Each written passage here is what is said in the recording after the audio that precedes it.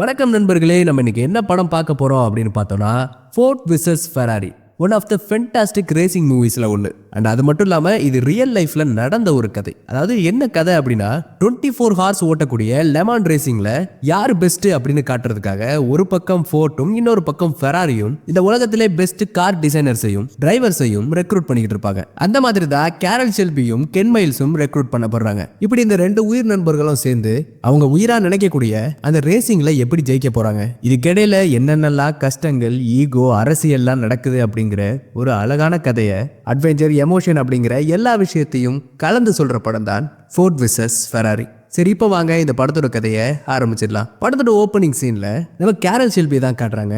அவர் இப்போ Lehman ரேசிங்ல car ஓட்டிட்டு இருக்காரு. அப்படியே ஃபியூல் போடுறதுக்காக வண்டியை வந்து நிப்பாட்டுறாரு. ஆனா இவ்வளவு நேரம் தொடர்ந்து வண்டி ஓட்டின ஹீட்னால வண்டியில ஃபியூல் பட்டோனே பத்திக்குது. அதுக்கப்புறம் அதை அப்படியே அணைச்சிட்டு ஷெல்பி திரும்பவும் காரை ஸ்டார்ட் பண்ணி ட்ராக்குள்ள எடுத்துட்டு போறாரு.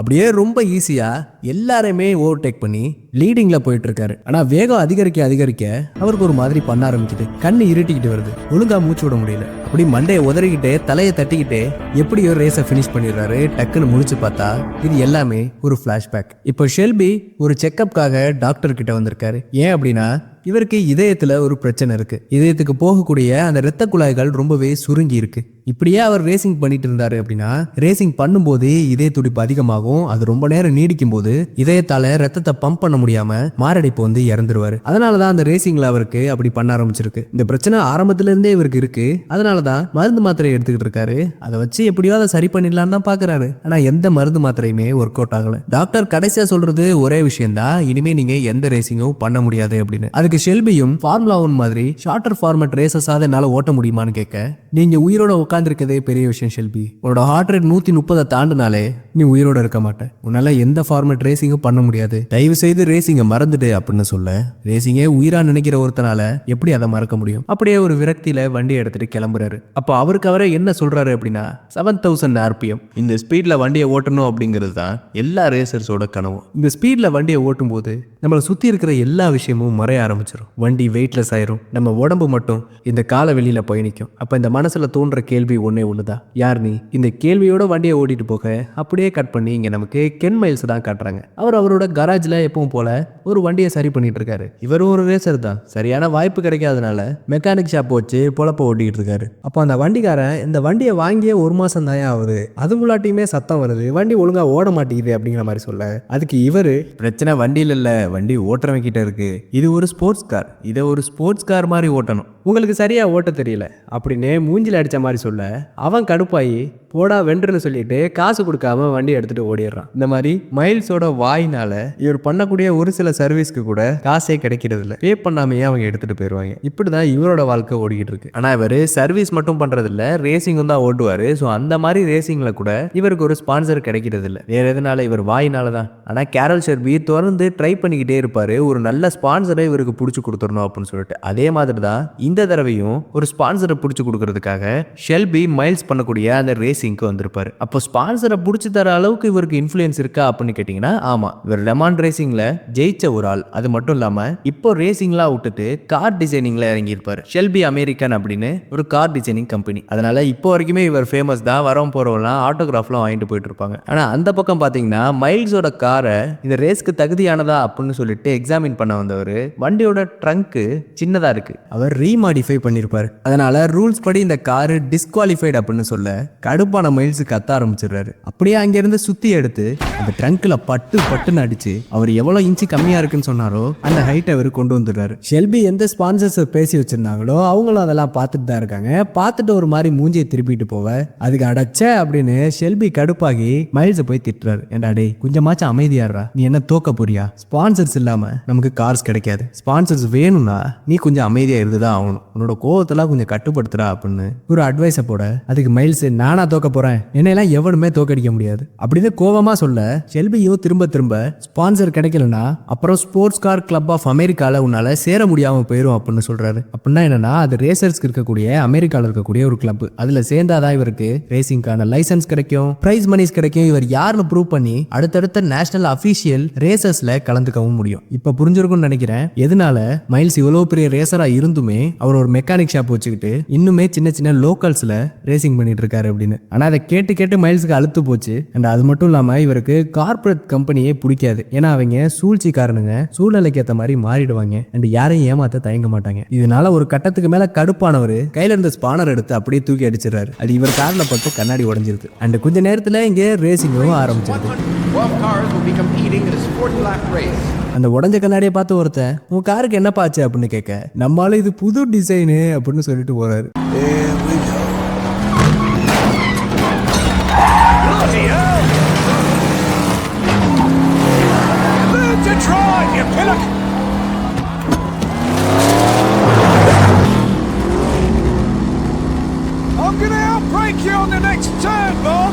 அப்படியே அவர் பக்கத்துல வர கார் ஒவ்வொன்றத்தையும் கலாய்ச்சிக்கிட்டு மைல்ஸ் முன்னேறி போய்கிட்டே இருக்காரு.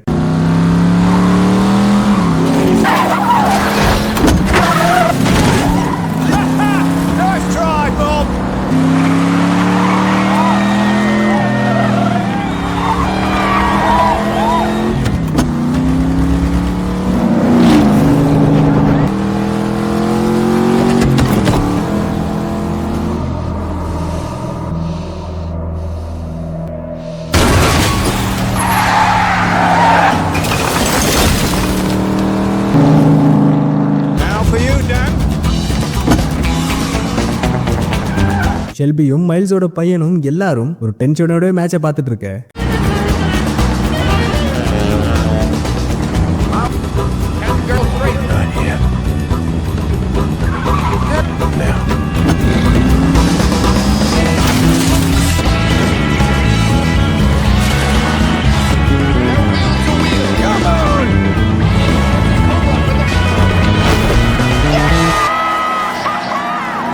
கடைசியா மைல்ஸ் எப்படியோ ஜெயிச்சிடறாரு. நம்ம ஆளு வெளியில பார்க்க தான் ரொம்ப வெறப்பா இருப்பாரு, ஆனா உள்ளுக்குள்ள ரொம்பவே வெகுளியானவர். அந்த ஒரு விஷயம் ஷெல்பிக்கு நல்லாவே தெரிஞ்சிருக்கும். அதனாலதான் ஒக்காலி சொன்ன மாதிரியே ஜெயிச்சிட்டான்டா, நீ அந்த ஸ்பேனர் எடுத்து ஃப்ரேம் பண்ணி வை, இதை நம்ம யாருமே மறக்க கூடாது அப்படின்னு சொல்லிட்டு மைல்ஸ் தூக்கி அடிச்ச அந்த ஸ்பேனரை அவரோட அசிஸ்டன்ட்ட கொடுத்து அவரோட கம்பெனில ஃப்ரேம் பண்ண சொல்லுவாரு. அங்கே அப்படியே மைல்ஸ் அங்கே நின்றுகிட்டு இருந்த அவரோட பையனை வண்டியில ஏத்திக்கிட்டு அப்படியே ஜாலியா பாட்டு பாடிக்கிட்டு ரெண்டு பேரும் பிரைஸை வாங்கிக்கிட்டு வீட்டுக்கு போறாங்க. அப்படியே போய் அவரோட ஒய்ஃப்ட நாங்க ஜெயிச்சிட்டோம் அப்படின்னு சொல்ல அவங்க சோகமா மூஞ்சி வச்சுட்டு ஐஆர்எஸ்ல இருந்து வந்தாங்க, நம்மளோட கராஜை இழுத்து மூடி சீல் வச்சுட்டு போயிட்டாங்கன்னு சொல்றாங்க. அதாவது ஐஆர்எஸ்னா யாரு அப்படின்னா கிட்டத்தட்ட இன்கம் டேக்ஸ் மாதிரி தான், ஆனா கொஞ்சம் வேற மாதிரி. அதாவது இதுக்கு முன்னாடி மைல்ஸ் எம்ப்ளாயிஸை வச்சு கொஞ்சம் வேலை பார்த்துட்டு இருந்திருப்பாரு. ஸோ சம்பளம் கம்மியானதுக்கு அப்புறம் எம்ப்ளாயிஸ் எதுக்கு நிப்பாட்டி இருப்பாரு. பட் அவங்க வேலை பார்க்குற அந்த சமயத்துல அந்த நாட்டோட ரூல்ஸ் படி எம்ப்ளாயிஸை வச்சு வேலை பார்த்தாங்கன்னா எம்ப்ளாயிஸ்க்கு சம்பளம் கொடுப்பாங்கல்ல, அந்த சம்பளத்துல கொஞ்சம் பணத்தை புடிச்சு அந்த பணத்தை கவர்மெண்ட்டுக்கு கட்டணும். இந்த மாதிரி மைல்ஸ் அந்த மாதிரி புடிச்சு வச்ச பணத்தை கவர்மெண்ட்டுக்கு கட்டாம இவருக்கு கொஞ்சம் பண கஷ்டமா இருக்கு அப்படின்னு இவரே யூஸ் பண்ணியிருப்பாரு. அதனாலதான் கராஜை சீல் பண்ணி சீஸ் பண்ணிட்டு போயிட்டாங்க. இந்த விஷயத்தை கேட்டவுடனே மைல்ஸ்க்கு ஒரு மாதிரி ஆயிடுது. அவன் பையனை படுக்க வச்சுட்டு அப்படியே அவரோட ஒய்ஃப் கிட்ட வந்து பேசுறாரு. அப்ப அவங்க என்ன கேட்கறாங்க அப்படின்னா, எமர்ஜென்சிக்கு பணம் கொஞ்சம் சேர்த்து வச்சிருக்கேன்னு சொன்னீங்களே, அப்படி எதுவும் பணம் இருக்கான்னு கேட்க, அந்த மாதிரி எந்த பணமும் இல்ல, என் சொத்தே அந்த கராஜ் தான், அதை இப்ப இழுத்து மூடிட்டாங்க, இப்ப நம்மளால ஒண்ணுமே பண்ண முடியாது அப்படின்னு சொல்லிட்டு மைல்ஸ் உடஞ்சு போயிடுறாரு. அண்ட் அப்படியே இந்த பக்கம் ஃபோர்ட் மோட்டார் கம்பெனில கொஞ்சம் வருஷமாவே அவங்களோட சேல்ஸ் மகா மட்டமா போயிட்டு இருக்கு அப்படின்னு சொல்லிட்டு ஒரு சின்ன மீட்டிங் நடக்குது. அதுல அந்த கம்பெனியோட வைஸ் பிரசிடென்டான லீ, சேல்ஸ் குறைஞ்சதுக்கு காரணம் நம்ம கார்ல எதுவும் பிரச்சனை இருக்கிறதுனால கிடையாது, நம்ம காரை விட ஃபெராரி சூப்பரா மக்களை அட்ராக்ட் பண்ணுது, அவங்களோட நம்பிக்கையை சம்பாதிக்குது, அண்ட் அந்த காரை வெற்றியோட ஒரு அடையாள சின்னமா பாக்குறாங்க. அதுக்கெல்லாம் காரணம் அவங்க தொடர்ந்து ரேசிங்ல ஜெயிச்சுக்கிட்டு இருக்காங்க. அதுலயும் குறிப்பா லாஸ்டா நடந்த 5 லெமான்ஸ் ரேஸ்ல 4 ரேஸை அவங்களே ஜெயிச்சிருக்காங்க. அதுக்கு காரணம் என்சோ ஃபெராரியோட அட்டகாசமான கார் டிசைன். ஆனா அந்த மாதிரி ஒரு காரை நம்ம ரெடி பண்ணி அவங்கள ரேசிங்ல ஜெயிக்கிறது அப்படிங்கிறது இந்த காலத்துல நடக்காது. டெஸ்ட் பண்ணி டிசைன் பண்ணி அதை டெவலப் பண்ணி அதுக்கே கிட்டத்தட்ட பல வருஷங்கள் எடுக்கும். ஆனா ஃபெராரி இப்போ பேங்க்ரப்ட் ஆயிடுச்சு. அதனால நமக்கு இருக்கக்கூடிய ஈஸியான வழி என்ன அப்படின்னா, இப்போதைக்கு அந்த ஃபெராரி கம்பெனியை நம்மளே வாங்குறது தான் அப்படின்னு சொல்லிட்டு அவரோட ஸ்பீச்சை முடிக்கிறாரு. அப்படியே இந்த பக்கம் மைல்ஸ் இது வரைக்கும் அவர் வாங்கின டிராஃபி எல்லாத்தையும் உடைச்சு குப்பையில போட்டுட்டு வீட்டுக்குள்ள வராரு. அதை பார்த்துட்டு அவங்களோட ஒய்ஃபு, நம்ம குடும்ப கஷ்டத்தை போக்கணும் அப்படிங்கிறதுக்காக நீ ரேசிங்கை விடணும் அப்படின்னு எந்த அவசியமே இல்லைன்னு சொல்ல, வேற என்ன பண்றது, எனக்கு வேற வழியே கிடையாது, ரேசிங்லேயே எனக்கு பணம் வரதில்ல, நான் கராஜை வச்சிருந்தோம் அதுலேயும் எனக்கு பணம் வரதில்ல, இத்தனைக்கும் நடக்கிற ஒவ்வொரு ரேஸ்லையும் நான் ஜெயிச்சுக்கிட்டு தான் இருக்கேன். நான் மக்கள்கிட்ட எப்படி தாஜா பண்ணி பேசணும், எந்த இடத்துல உண்மையா இருக்கணும், எந்த இடத்துல நடிக்கணும், யார் எப்போ உண்மை பேசுறா, இந்த மாதிரியான விஷயங்கள் எதுவுமே எனக்கு தெரியாதனால அடிக்கடி கோவப்பட்டுறேன். இதனால என்னோட திறமைகளை டொமஸ்டிக் உள்ளே தான் வச்சுக்கிட்டு இருக்க முடியுது. நேஷனல் லெவல்ல கொண்டு போறதுக்கு எந்த ஸ்பான்சர்ஸுமே கிடைக்கல. இப்படியே போனா வறுமையில என் குடும்பத்தை நானே கொண்டுருவோம் போல. அதனாலதான் நான் இந்த முடிவு எடுத்தேன் அப்படின்னு இவர் பேசிட்டே இருக்க,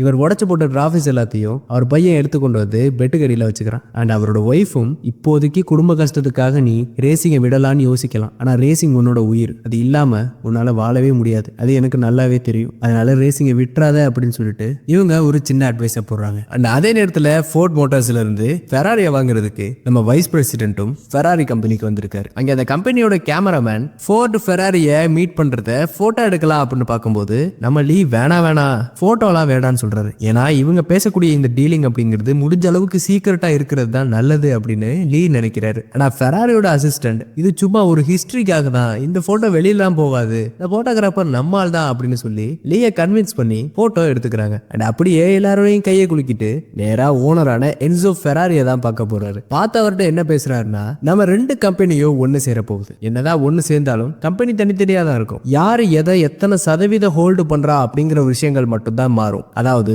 ஃபோர்ட் ஃபெராரி அப்படிங்கிற இந்த கம்பெனில 90% ப்ரொடக்ஷன் வேலை எல்லாத்தையும் ஃபோர்ட் தான் கண்ட்ரோல் பண்ணும். அண்ட் 90% ரேசிங் டீம் கண்ட்ரோல் அப்படிங்கிறது ஃபெராரி கிட்ட இருக்கும். அண்ட் நம்ம ரெண்டு கம்பெனியும் ஒன்னு சேர்றதுக்கு நாங்க உங்களுக்கு $18 மில்லியன் கொடுக்குறோம், இந்த டீலுக்கு ஓகேவா அப்படின்னு கேட்க, நான் எப்பவுமே பேப்பரை படிச்சு பார்த்துட்டு தான் எல்லா முடிவையும் எடுப்பேன், கொஞ்சம் வெயிட் பண்ணுங்கன்னு சொல்லிட்டு அவர் படிக்க ஆரம்பிக்கிறார். அண்ட் போட்டோ எடுத்தான்ல அந்த கேமராமேன், அந்த போட்டோஸ் எல்லாத்தையும் தூக்கிக்கிட்டு ஃபயட் அப்படிங்கிற ஒரு இத்தாலியன் கார் மேனுஃபேக்சர் கம்பெனியோட ஓனர் கிட்ட வேகமா வந்து அந்த போட்டோஸை கொடுக்குறான். அண்ட் அந்த போட்டோஸை பார்த்தவரு அப்படியே ஃபெராரியோட அசிஸ்டன்ட்டுக்கு ஃபோன் பண்ணி, எல்லா கண்ட்ரோலுமே என்சோ ஃபெராரியே வச்சுக்கட்டும், ஆனா அந்த கம்பெனியை நான் $18 மில்லியன் கொடுத்து வாங்குறேன் அப்படின்னு சொல்லிட்டு இவர் ஒரு ஆஃபர் பண்றாரு. அண்ட் இது ஒரு பக்கம் போயிட்டு இருக்க, இப்போ ஃபெராரியும் அந்த அக்ரிமெண்ட்டை ஃபுல்லா படிச்சு பார்த்துட்டு ஒரே ஒரு டவுட் தான் கேட்கிறாரு. அது என்னன்னா, என்னோட விருப்பப்படி இந்த லெமான் ரேசிங் டீமை கண்ட்ரோல் பண்ணலாமா அப்படிங்கிற மாதிரி கேட்க, அதுக்கு லீயும் இல்ல சார் முடியாது, அது இந்த அக்ரிமெண்ட்ல எழுதப்படலை அப்படிங்கிற மாதிரி சொல்ல,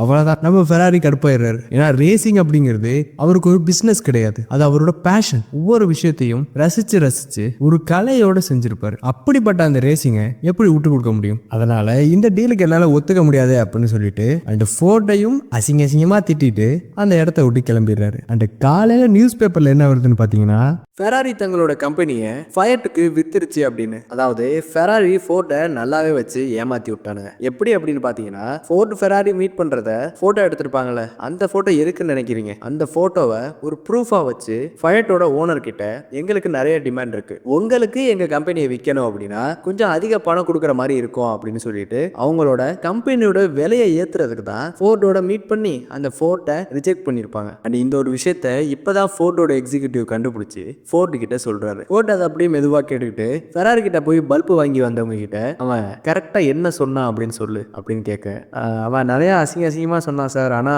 நான் எதை சொல்றது அப்படின்னு அவன் கேட்க, என்னை பத்தி என்ன சொன்னான்னு இவர் கேட்க, அதுவா சார், கரெக்ட் குண்டேன் பண்ணி தலையன், அது மட்டும் இல்லாம நீங்க ஹென்ரி ஃபோர்ட் கிடையாதா சார், ஹென்ரி ஃபோர்ட்டோட பையன் ஹென்ரி ஃபோர்ட் செகண்டா சார், அதை மட்டும் உங்களை ஞாபகம் வச்சுக்க சொல்லி சொன்னான் அப்படின்னு இவன் சொல்லும் போது அப்படியே ஃபோர்ட்டுக்கு வெறி மண்டைக்கு ஏறிடுது. இந்த உலகத்திலே தலை சிறந்த இன்ஜினியர்ஸும் டிரைவர்ஸும் எனக்கு வேணும், நம்ம ஒரு பயங்கரமான ரேஸ் காரை பில்ட் பண்றோம், லெமான்ஸ்ல ஃபெராரியை தோக்கடிச்சு அவங்களுக்கு சமாதி கட்டுறோம் அப்படிங்கிற மாதிரி அழுத்தம் திருத்தமா சொல்லி முடிக்கிறாரு. அண்ட் அங்கிருந்து லீ பெஸ்ட் இன்ஜினியரை தேடி நம்ம ஷெல்பியோட கம்பெனிக்கு வந்திருக்காரு. உலகத்துல எத்தனையோ கார் டிசைனிங் கம்பெனிஸ் இருந்தாலும் எதுக்கு குறிப்பா இவர் ஷெல்பி கிட்ட வந்தாரு அப்படின்னா, இதுவரைக்கும் இவர் தான் அந்த 24 ஹார்ஸ் லெமான்ஸ் ரேசிங்ல ஜெயிச்ச ஒரு ஆள் கார் டிசைனிங்ல இருக்காரு. அண்ட் இவர் ஒரு அமெரிக்கனும் கூட.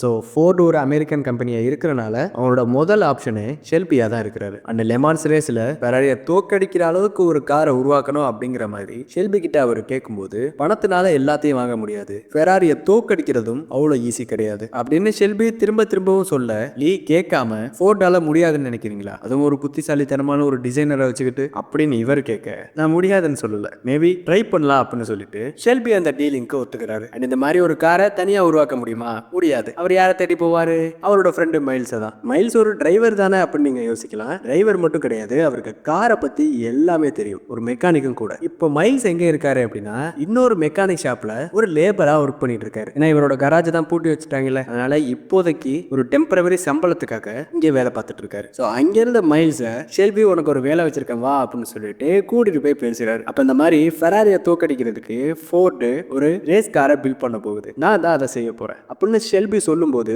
மைல்ஸ் அதுக்கு சிரிச்சுக்கிட்டே நீ அதுக்கு எவ்வளவு நாள் ஆகும்னு சொன்ன? 200-300 வருஷம் சொன்னியா அப்படின்னு கேட்க, அதுக்கு நான் 90 நாள் சொல்லியிருக்கேன் அப்படின்னு இவர் சொல்றாரு. அப்புறம் அதுக்கு மைல்ஸ் என்னடே நீ என்ன நினைக்கிற, இவங்க வந்து உன்னை கார் பில்ட் பண்ண விட்டுருவாங்கன்னு நினைக்கிறியா? அதுவும் நீ நினைக்கிற மாதிரி அவங்களுக்கு ஏகப்பட்ட லாயர்ஸ் இருப்பாங்க, ஏகப்பட்ட மார்க்கெட்டிங் கைஸ் இருப்பாங்க, இவங்க எல்லாம் சேர்ந்துக்கிட்டு இமேஜ் ஸ்டேட்டஸ் சொல்லிட்டு சுத்திக்கிட்டு இருப்பாங்க. இவங்களை பொறுத்த வரைக்கும் ரேசிங் ஒரு பிசினஸ் அவ்வளவுதான். ஆனா நமக்கு அதுதான் உயிரே. அண்ட் இவங்க நம்ம நினைச்சதை செய்ய விடாததுனால இவங்களாலே நம்ம தோத்து போயிருவோம். நம்ம ரேசிங் எப்படி பாக்குறோமோ அது மாதிரி அவங்க பார்க்க மாட்டாங்க. இதெல்லாம் செட் ஆகாது, சோ விட்ரு அப்படிங்கிற மாதிரி மைல்ஸும் அட்வைஸ் பண்ண ஷெல்பி அதெல்லாம் பாத்துக்கலாம். இந்த வாரம் ஞாயிற்றுக்கிழமை ஃபோர்டு புது மஸ்டாங் காரை ரிலீஸ் பண்ணுது. அண்ட் அதோட அந்த இடத்துல என்னோட ஸ்பீச்சும் இருக்கு, நீ வந்து பார்க்கலாம், உன் பையனையும் கூட்டிட்டு வா, அவனுக்கு இது பிடிக்கும் அப்படின்னு சொல்லிட்டு ஷெல்பி மைல்ஸை இன்வைட் பண்றாரு. அண்ட் மைல்ஸும் அவனோட பையனை கூட்டிக்கிட்டு கரெக்டா அந்த கார் லான்ச் ஆகிறப்ப பார்க்க வந்திருக்காரு. அப்போ அங்க மாடலுக்காக வச்சிருந்த காரை மைல்ஸோட பையன் தொட்டு திறந்து பார்த்துக்கிட்டு இருக்கான். அதை பார்த்த ஃபோர்டோட சீனியர் எக்ஸிகியூட்டிவ் லியோ, தம்பி இந்த பெயிண்ட் ஒர்க்ல எல்லாம் இந்த மாதிரி கை வைக்க கூடாது அப்படின்னு சொல்லிட்டு மைல்ஸ் கிட்ட போய் இது உங்க பையனா அப்படின்னு சொல்லிட்டு ஏதாச்சும் அப்படியே பேசி விடலான்னு வரும்போது நமக்கு தான் தெரியுமே மைல்ஸ் இப்படிப்பட்ட ஆட்டிடியூட் பிடிச்சவர்னு. அப்படி சிரிச்சுக்கிட்டு இந்த கார் பார்க்க ஃபென்டாஸ்டிக்கா இருக்கு வெளியில, ஆனா உள்ள ஏகப்பட்ட ஃபால்ஸ் இருக்கு அப்படின்னு சொல்லிட்டு அந்த கார்ல இருக்கக்கூடிய ஒவ்வொரு ஃபால்ட்டையும் தனித்தனியா லிஸ்ட் போட்டு சொல்லிட்டு எல்லாம் மாத்துங்க, இதெல்லாம் மாத்திட்டு அப்படி கொஞ்சம் விலையும் குறைங்க, அப்ப நல்லா இருக்கும். நான் அப்ப கூட நான் இந்த காரை வாங்க மாட்டேன், நான் ஷெவி ஷிவல் தான் வாங்குவேன் அப்படின்னு சொல்லிட்டு அவரை பங்கமா அசிங்கப்படுத்திட்டு போயிடுறாரு. அப்படியே ஷெல்பிய அந்த வைஸ் பிரசிடென்ட் கொஞ்சம் ஓரமா கூட்டு போய் பாரு இப்ப நீ ஸ்டேஜ்ல போய் என்ன சொல்ல போற அப்படின்னா ஃபோர்டு தான் எல்லாமே, நாங்க தான் எல்லா டிசிஷன்ஸ் எடுக்க போறோம், நாங்க சொல்ற டிரைவர் தான், நாங்க சொல்ற டீம் தான் அப்படிங்கிற மாதிரி எல்லா பொறுப்பையும் ஃபோர்ட ஒப்படைச்சிட்டு ஜஸ்ட் இப்ப ஷெல்பி அமெரிக்கன் அப்படிங்கிறது ஃபோர்டுக்கு வேலை பார்க்குற மாதிரி ஒரு ஸ்பீச்சை கொடுக்க சொல்ல இதுக்கெல்லாம் நான் ஒத்துக்க மாட்டேன் அப்படின்னு நம்ம ஆளுக்கு என்ன தோணுதோ அதை தான் சொல்றாரு. அதாவது இந்த உலகத்துல சில பேர், ரொம்ப சில பேர் மட்டும்தான் தன் வாழ்க்கையில என்ன சாதிக்கணும்னு நினைக்கிறாங்களோ அதுக்கான பாதையில போவாங்க. அதுல ஒருத்தன் நானு, இன்னொருத்தன் அப்படின்னு சொல்ல வராரு. அது யாரு அப்படின்னா கென் மைல்ஸை தான் சொல்ல வராரு. அது கென் மைல்ஸ்க்கும் புரியுது. ஆனா அதுக்கப்புறம் அப்படியே ஒயிட்டிட்டு அவர் தான் ஹென்ரி ஃபோர்ட் அப்படின்னு சொல்லிட்டு முடிச்சிடுறாரு. இந்த ஸ்பீச் அப்படிங்கிறது நம்ம கென் மைல்ஸை இன்டைரக்டா ரேஸுக்கு கூப்பிடுறதுக்காக தான். ஏன்னா தான் உயிரா நினைக்கிற ரேசிங்க இப்போ இவரால் ஓட்ட முடியாது, அட்லீஸ்ட் அவரோட நண்பனாச்சும் ஜெயிக்கட்டுமே அப்படின்னு சொல்லிட்டு அவரோட நண்பன் அந்த இடத்துல வச்சு ஜெயிக்க வைக்கிறதுக்கு இவர் ஆசைப்படுறாரு. அதனால தான் மைல்ஸை கூப்பிடுறாரு. ஆனால் மைல்ஸ்க்கு இந்த மாதிரி கார்பரேட் கம்பெனிஸோட ஒர்க் பண்ணுறதெல்லாம் சுத்தமாக பிடிக்காது. அதனால அப்படியே அவர் பையனை கூட்டிட்டு கிளம்பிடுறாரு. அண்ட் கிளம்புனவர் கடைக்கு போய் வேலையெல்லாம் முடிச்சுட்டு திரும்ப வீட்டுக்கு வரும்போது அங்கே நம்ம ஷெல்பி வெயிட் பண்ணிட்டு இருக்காரு. என்னதான் மைல்ஸ் முடியாதுன்னு சொன்னாலும் ஒரு 30 நிமிஷம் என் கூடவா, உனக்கு ஒரு முக்கியமான விஷயம் காட்ட வேண்டியது இருக்கு அப்படின்னு கூட்டிட்டு போறாரு. அண்ட் அப்படியே 2 பேரும் ஷெல்பியோட கம்பெனிக்கு வந்ததுக்கு அப்புறம் இப்போ ரீசெண்டா ரெடி பண்ண ஃபோர்ட் GT40 அப்படிங்கிற ஒரு ரேஸ் காரை ஓட்டி பார்க்க சொல்றாரு. நம்மளும் ஓட்டுறாரு. அவரும் நல்லா ஓட்டி பார்த்ததுக்கு அப்புறம் செகண்ட் கியருக்கும் தேர்ட் கியருக்கும் உள்ள ரேஷியோ ரொம்ப அதிகமா இருக்கு. செகண்ட் கியர்ல இருந்து தேர்ட் கியர் ஷிஃப்ட் பண்ணும்போது வண்டியோட RPM பயங்கரமா டிராப் ஆகுது. அது மட்டும் இல்லாம இந்த வண்டியில டார்க் கம்மியா இருக்கு அண்ட் ஸ்டியரிங் ரொம்பவே லூஸா இருக்கு. 140 மைல்ஸ்க்கு மேல ஓட்டும் போது வண்டி ஏரோப்ளேன் மாதிரி தூக்குது. ஏன்னா வண்டியோட ஃப்ரண்ட் அப்படிங்கிறது ரொம்பவே லைட்டா இருக்கு அப்படின்னு சொல்லிட்டு அவர் கண்டுபிடிச்ச எல்லா விஷயத்தையும் சொல்லிட்டு வேலையை முடிச்சுட்டு வீட்டுக்கு கிளம்பிடுறாரு. அன்னைக்கு அடுத்த நாள் காலையிலேயே மைல்ஸ் அவரோட ஒய்ஃபோட வீட்டுக்கு தேவையான மளிகை ஜாமான்லாம் வாங்கிக்கிட்டு வீட்டுக்கு போயிட்டு இருக்கும்போது அவங்களும் கேட்கறாங்க, நேற்று நைட்டு வீட்டுக்கு வந்துட்டு திரும்ப போனீங்களே எதுக்கு அப்படின்னு. ஏன்னா இவர் ஷெல்பியோட போறத அவங்க பார்த்துருப்பாங்க, அதனாலதான் அப்படி கேட்கறாங்க. அதுக்கு இவரும் ஒழுங்கா பதில் சொல்லாம அப்படியே ஒயிட்டி விட்டுலாம் அப்படின்னு பார்க்க கடுப்பானவங்க காரை பயங்கர வேகமா கண்ணா பின்னாடி ஓட்ட ஆரம்பிச்சிடுறாங்க. ஆக்சிடென்ட் பண்ணிடுவா அப்படின்னு சொல்லிட்டு அவரும் உண்மையை ஒத்துக்கிறாரு. நான் ஷெல்பியோட போயிருந்தேன், எதுக்குன்னா ஒரு காரை டெஸ்ட் ட்ரைவ் பண்றதுக்கு. ஏன்னா ஃபோர்டும் ஷெல்பியும் சேர்ந்து ஃபெராரிக்கு அகேன்ஸ்டா ஜெயிக்கிறதுக்கு ஒரு ரேஸ் காரை பில்ட் பண்ணிட்டு இருக்காங்க. அதுக்கு தான் என்னையும் கூப்பிட்டாங்க. ஆனா நான் ஒன்னும் அதுக்கு ஓகே சொல்லல அப்படின்னு இவர் சொல்லும் போது, டேய் நீ அன்னைக்கு தானே சொன்ன நான் ரேசிங்கை விட்டுட்டேன், இனிமே ரேசிங் பண்ண மாட்டேன்னு, இப்ப அப்படியே மாத்தி பேசுற அப்படின்னு இவங்க கேட்க எனக்கு புரியல நீ எதுக்கு கோவமா இருக்க அப்படின்னு அவரும் கேட்க, அதுக்கு அவங்க என்கிட்ட எந்த சீக்கிரட்டும் வைக்காதீங்க, பொய் சொல்லி என்னை சந்தோஷப்படுத்தணும் அப்படின்னு நினைக்காதீங்க, எப்பவுமே எப்பவுமே என்கிட்ட உண்மையை பேசுங்க, என்கிட்ட உண்மையா இருங்க, நீங்க என்ன ஃபீல் பண்றீங்களோ அதை அப்படியே என்கிட்ட ஷேர் பண்ணுங்க அப்படின்னு சொல்றாங்க. அதுக்கு இவரும் நான் என்ன ஃபீல் பண்றேன்னு எனக்கே தெரியலையே, அப்புறம் எப்படி நான் ஷேர் பண்றது அப்படிங்கிற மாதிரி சொல்றாரு. அண்ட் அவங்களும் நம்ம கராஜ் ஆல்ரெடி இழந்துட்டோம், அடுத்து வீடும் போயிடும், என்னால வேலைக்கும் போய்கிட்டு வீட்டையும் பார்க்க முடியல, நீங்க வேலை பார்க்க போனீங்கன்னா ஷெல்பி கிட்ட சம்பளத்தை கொஞ்சம் கூட கேளுங்க அப்படின்னு சொல்ல, அதுக்கு இவரும் அவன் ஒரு நாளைக்கு $200 கொடுக்குறான்னு சொல்ல, அதுக்கு அவங்களும் என்னது அப்படியா, அப்புறம் ஏன்டா இன்னும் இங்க உட்காந்துருக்க, போடா வேலைக்கு அப்படின்னு சொல்லிட்டு சந்தோஷமா அனுப்பிச்சு வைக்கிறாங்க. அப்புறம் என்ன, மைல்ஸை பிடிக்கவே முடியாது, முழு நாளும் ட்ராக்லேயே தான் இருக்காரு. அண்ட் இதோட இந்த பார்ட் 1 எக்ஸ்பிளனேஷனை முடிச்சுக்கலாம். அடுத்து என்ன நடக்க போகுது அப்படிங்கிறத பார்ட் 2ல பார்ப்போம். அண்ட் பார்ட் 2 நாளைக்கு காலையிலே அப்லோட் ஆயிரும். அப்லோட் ஆனதுக்கப்புறம் இந்த வீடியோட டிஸ்கிரிப்ஷன்லையும் ஃபர்ஸ்ட் கமெண்ட்லையும் அந்த வீடியோட லிங்க் இருக்கும். லேட்டராக நீங்கள் அதை யூஸ் பண்ணி கூட பார்க்கலாம். அடுத்த வீடியோவில் சந்திக்கலாம். பாய்.